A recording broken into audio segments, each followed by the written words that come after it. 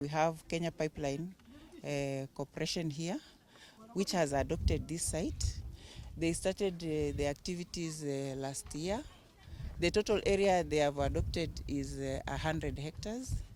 So the planting of mangroves started last year. Last year, a total of 106,000 mangroves were planted. And this time again, another target of 100,000 is to be planted. So we are very happy. We also work with other stakeholders.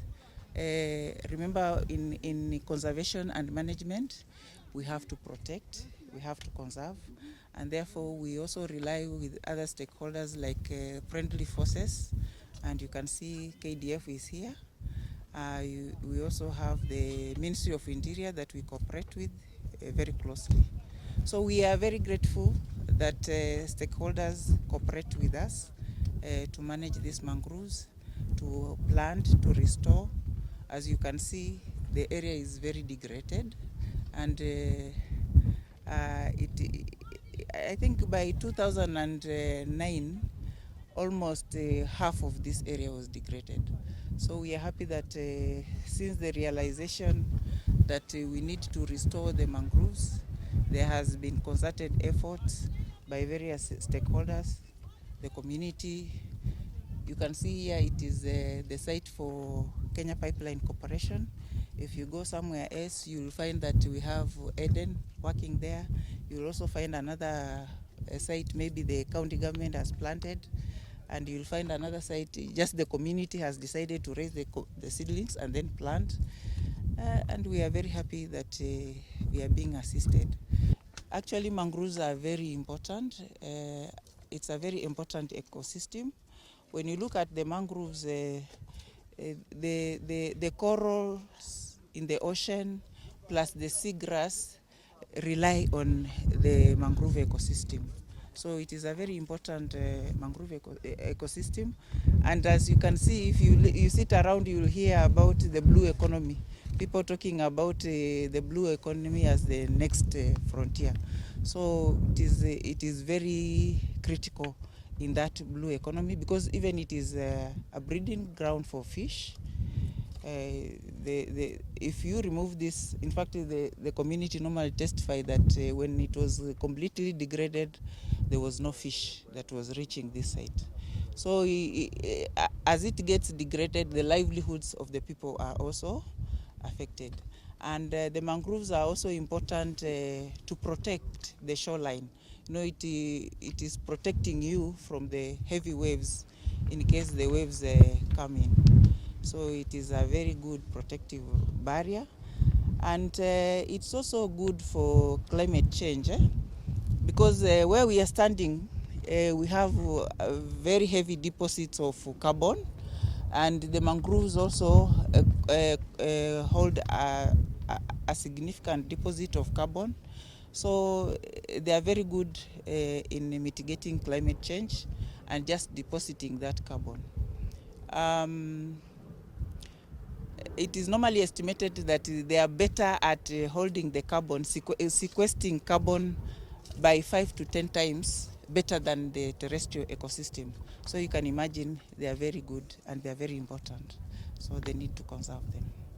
As part of the KDF, we support the environmental soldier program, where we incorporate with the communities and other cooperation to ensure that we sustain the 10% environmental cover that was directed by the president.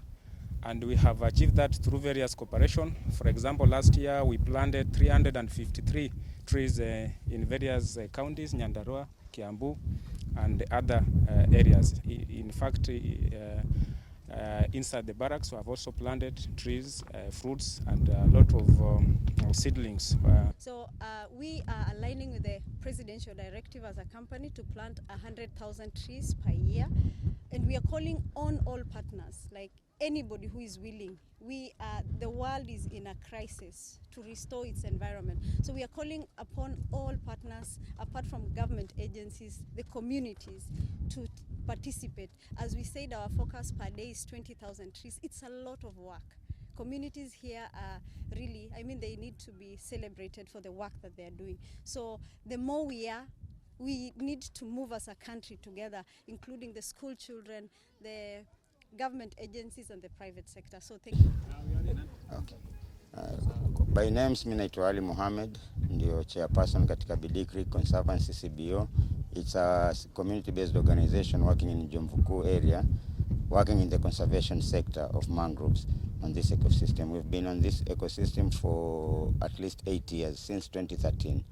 And we are very grateful working with Kenya Forest Services and Kenya Pipeline Company for supporting us in the restoration program. We have been volunteering in this forest for the past 3, 4, 5 years. But now we are appreciating the support we get from Kenya Forest and funders like Kenya Pipeline. Today we are targeting to plant at least 20,000 seedlings. The different species we're planting 3 different species. Mainly the Rhizophorus macronata, which is dominant in this area, and Cereops tagal. And the other species is Brugueria gymnohiza. So we are very grateful for the partners, the volunteers we have been working with for supporting us on the restoration project.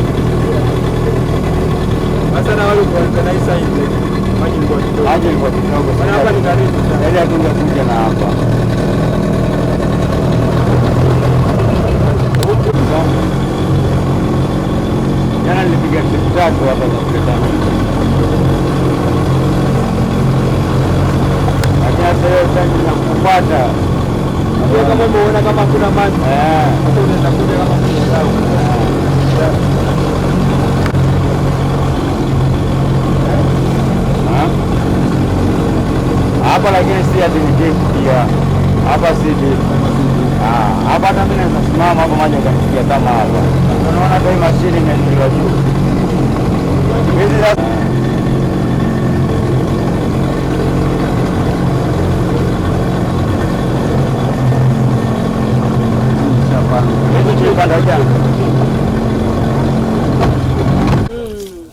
hii banchi imeisha. Hii imeisha. Walishaguo.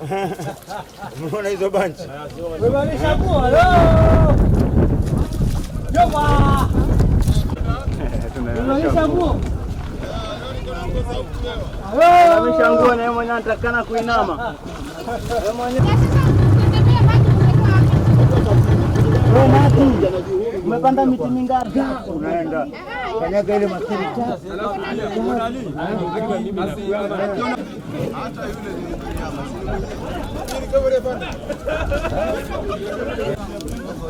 Ndio mwadjust hapo.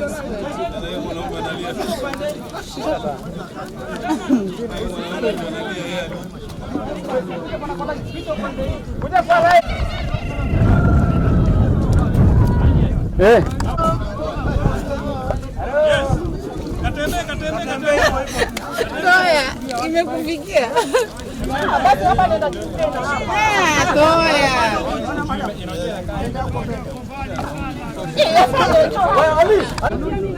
Haya, katembe. Ona afande sana.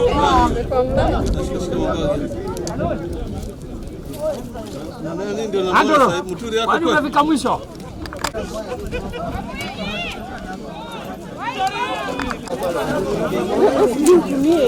Kama zimeisha. Watu wote huja. Nilikuwa nimekuwekea kubwa.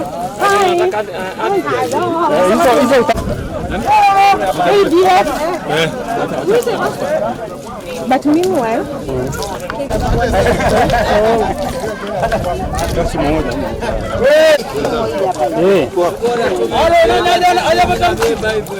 si kwenda kifuata sijui.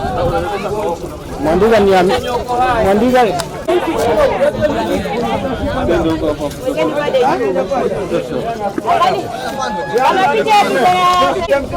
Shika mti, panda mti. Sasa tunataka tuwe kwenye activity. Haya basi, mambo haraka haraka. Pole pole. Shika mti, panda mti. Distance. 1 meter. Onekana huku. Onekana. Onekana. Haya, pandeni miti. Patona hapa wana. Mti wako unaweka alama. Haujafilika. Kamera. Kitu ndio hiyo.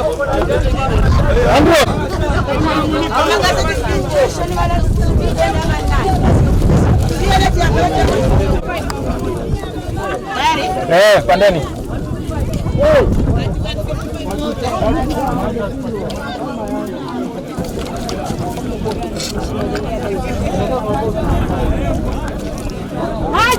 Haji, hiyo timu ije na miche huku nyuma, huku pande wa nyuma huku imebatisha yote hiyo. Look busy nani? Waje huku.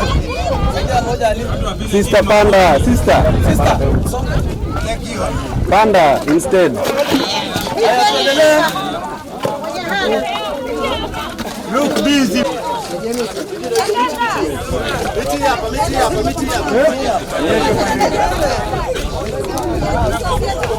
Pandeni.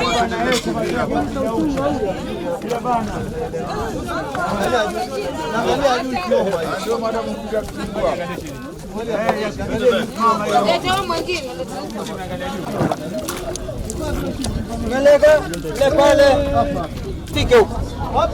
Naleka diflo mpaka nifike huko.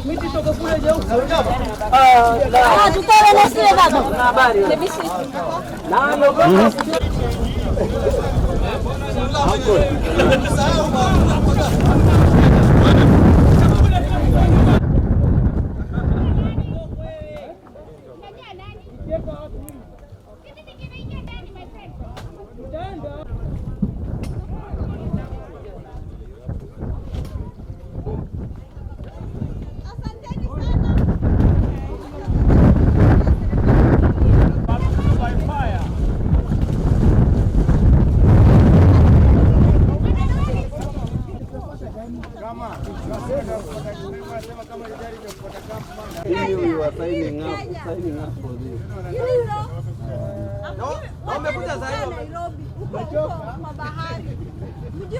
Niangalie mimi je.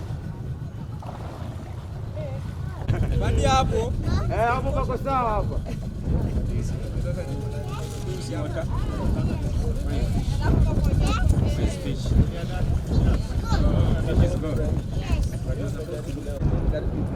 Pata ule mpia kabisa, karibu na ule mpia ndio ule hivi.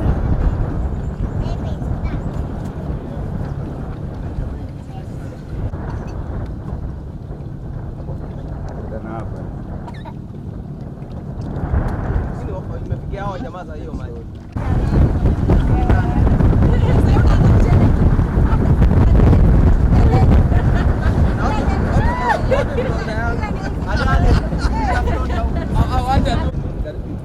Pata ule mpia kabisa, karibu na ule mpia ndio ule hivi.